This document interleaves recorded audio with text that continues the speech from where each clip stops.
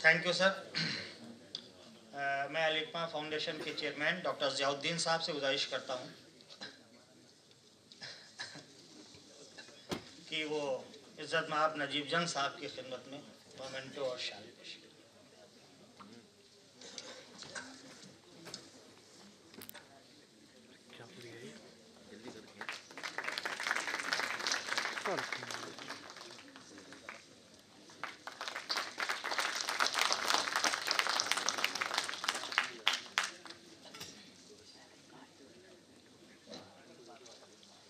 और शुक्रिया।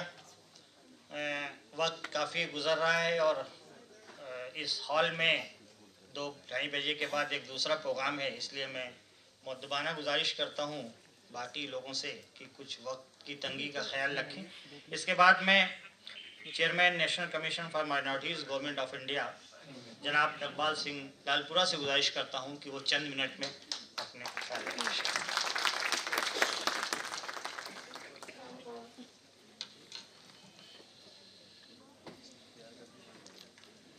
स्टेज पे तशरीफ फरमा डॉक्टर नजीब जंग साहब और दूसरे मोहतबर ख्वाजा इफ्तिखार अहमद साहब, उस्मान खान साहब, अहमद साहब और मेरे भाई डॉक्टर ज़ियाउद्दीन साहब, डॉक्टर फ़ारूक साहब और हाज़िर बहनों और भाइयों, अस्सलाम वालेकुम। जब डॉक्टर जंग बोल रहे थे तो उसके बाद बोलने वाली कोई बात रह नहीं जाती।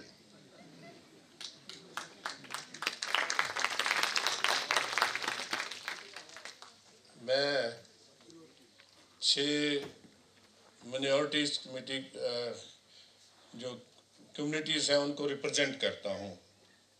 मैं मुसलमान भी हूँ, सिख भी हूँ, ईसाई भी हूँ, जोरिस्टीनियन भी हूँ, जैन भी हूँ, बौद्ध भी हूँ और मैं सबके का वकील भी हूँ।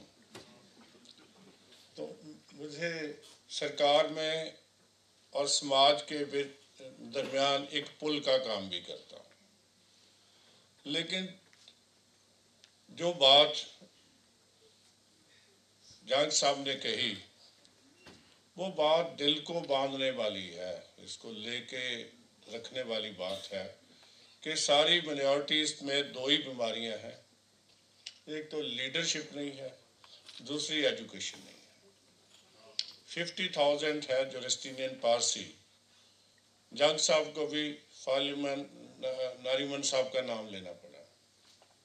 कितने सुप्रीम कोर्ट के जज उनके बन गए, सारी इंडस्ट्री उनके पास है।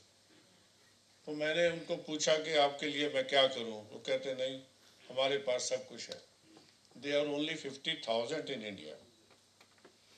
और एक सिख के नाते मैं ये सोच रहा था कि मैं सभी कम्युनिटीज से बात करता हूं कि आपने दिल की बात करिए।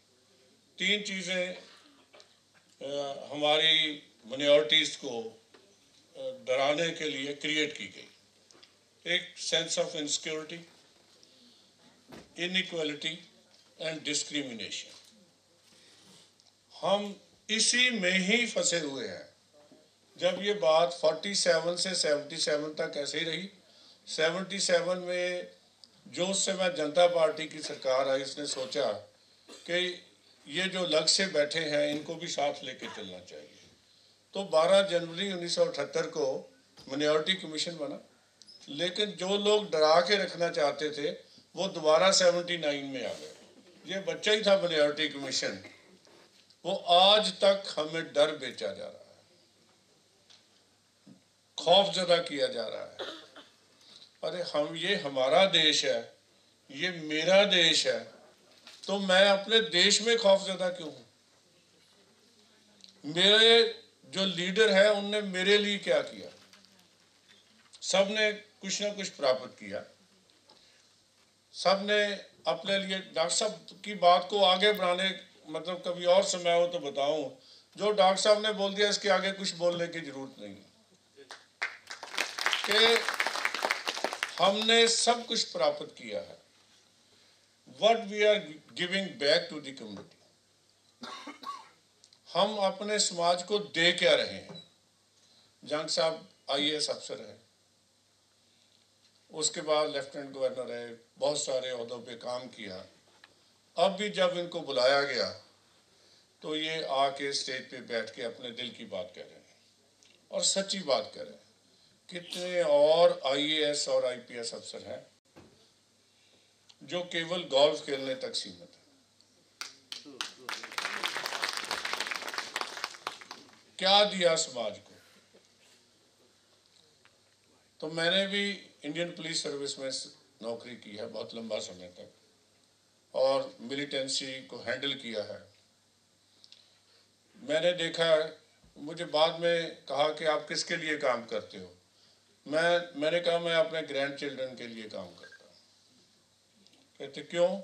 मैंने कहा उनको जवाब देना होगा कि तुम्हारा दादा नाना जब था तो उसने क्या किया। तो समाज को कुछ देने का समय है और अच्छे लोगों को मिलके बैठने का समय है, कुछ स्टडी करने का भी समय है।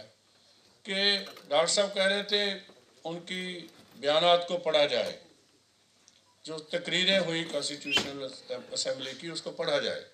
लेकिन मैं तो ये भी कहता हूँ कि जो हमारे लीडर पार्लियामेंट में रहे हैं, राज्यसभा में, लोकसभा में, क्या 75 साल में उन्होंने कभी अपनी कम्युनिटी की कोई बात वहाँ स्टेज पे की है? Have they done anything for their own community? क्या उनकी आवाज कभी उठाई है?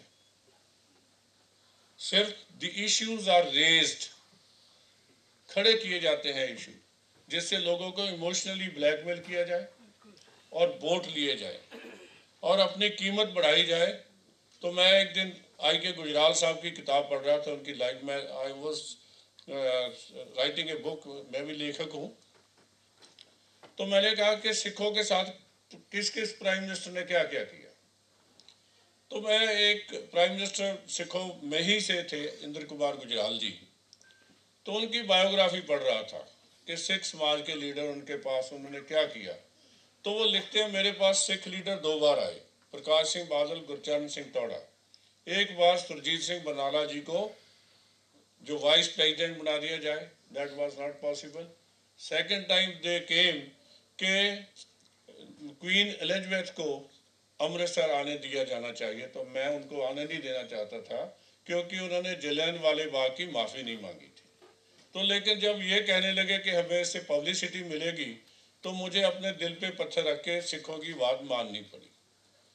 मैं सोच रहा था कि शायद वो पैसे मांगेंगे कि पंजाब आबाद हो गया मिलिटेंसी में, उसके लिए हमें देना चाहिए, या पंजाब में कोई एजुकेशनल इंस्टीट्यूशन बनानी चाहिए, या पंजाब की डेवलपमेंट के लिए ये काम करना चाहिए। लेकिन मुझे कहीं नहीं मिला। और जितने अभी भी बड़ी लंबी फहरिस्त है हमारे पास, 1984 राइट्स के लोगों को इंसाफ नहीं मिला। आज तक हम उस पर स्टडी कर रहे हैं, कहीं भी कोई काम हुआ नहीं क्योंकि लीडरशिप ने अपनी कुर्सी को बचा के रखा। And they plan for their children, not for their community. Issues are raised by the minorities to keep them again under threat कि अगर हम ना होंगे तो आपको कोई नहीं बचा पाएगा। एक ही रास्ता है, एजुकेशन, एजुकेशन एंड एजुकेशन। तो जब तक आप एजुकेशन की तरफ नहीं आओगे, होप को नहीं आओगे, अफर्मेटिव नहीं होगे, अच्छी लीडरशिप नहीं आएगी, तब तक जो है हम आगे नहीं बढ़ सकेंगे। उनके लिए सरकार की सभी स्कीमें, मैं ज़्यादा उस तरफ नहीं जाता, ऑल 225 स्कीम्स, मेरी मोदी साहब जी से बात हुई थी, प्राइम मिनिस्टर साहब के, मैं यहाँ गया था, मैंने कहा 15 स्कीमों का है। वो कहने लगे इकबाल सिंह जी ये बताइए कि 225 स्कीमें कहाँ लिखा है कि ये माइनॉरिटी के लिए नहीं है। All these schemes are available for us, जिनके भी चर्चा हो रही थी, उनके अलावा 15 और हैं। We are the safest person here in India. हमारे लिए बहुत कुछ है यहाँ, लेकिन हम लीडरशिप के बिना आगे बढ़ नहीं पा रहे। और दूसरी बात है एजुकेशन में, अगर ब्यूरोक्रेसी से बाहर चले गए, लेजिस्लेचर से बाहर चले गए, तो 84% काम जितना मर्जी करते रहो, कोई आपको पूछने वाला नहीं होगा। ना जुडिशरी में भी होने चाहिए जो लेजिस्लेचर में भी होने चाहिए और जो है सभी लोग ब्यूरोक्रेसी में होने चाहिए। 3 पिलर्स ऑफ द डेमोक्रेसी में अगर हमारी भागीदारी नहीं है, वो आएगी तब अगर एजुकेशन होगी, कुछ मिशन होगा, समाज को साथ लेके चलना पड़ेगा। नहीं हम यहाँ जहाँ बैठे हैं वही रहेंगे। तो मैं डॉक्टर साहब को रिक्वेस्ट भी करूँगा कि कभी, मेरी आदत है कि माइनॉरिटीज़ के लीडर्स को मिला के जो एजुकेशनिस्ट हैं दूसरे उनसे बात करता रहता हूँ, so that a message should go to the government कि हम कैसे सोचते हैं, कैसे विचार करते हैं, क्योंकि एक पुल का काम है, दोनों की तरफ की बात इधर उधर लेके जानी। तो डॉक्टर साहब, मैं तो I was not suppose to be here, but doctor Ziauddin is my brother. जब मैं कभी आवाज़ देता हूँ, हम सिखों की एक आदत है कि हम पगड़ी बना के भाई बनाते हैं, जन उनके भाई को ज़्यादा इज्जत नहीं देते क्योंकि जिम्मेदार हैं, लड़ते रहते हैं एक दूसरे से। लेकिन जयाउद्दीन जी मेरे भाई थे, तो मेरे पास समय था, मैंने कहा इनका प्रोग्राम है, आके हाजिरी लगा के जाऊँ। डॉक्टर साहब से मुलाकात हो गई, दर्शन हो गए, विचार सुने गए, बहुत अच्छा लगा।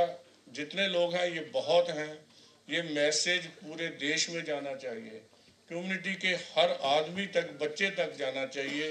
ये मेरा देश है, दिस इज माई कंट्री, और मैंने इसमें आगे बढ़ना है। जिस तरह हम कहते हैं सिखों में, जिसका दिता खावना तिसके ये शाबाश।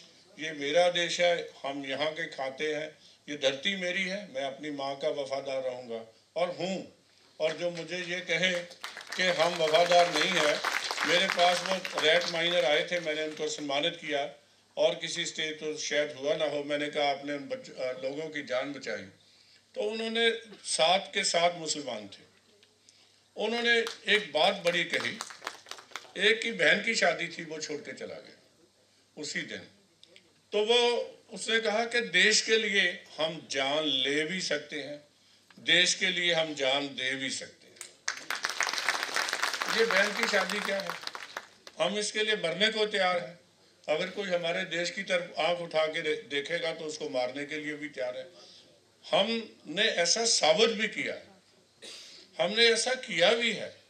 सो ये बहुत अच्छा जो सेमिनार हर साल डॉक्टर साहब करवाते हैं, तो मेरे से घर पे बैठा नहीं गया कि मुझे तो यहाँ जाना ही चाहिए, I should be with him, and he is doing human service to the society.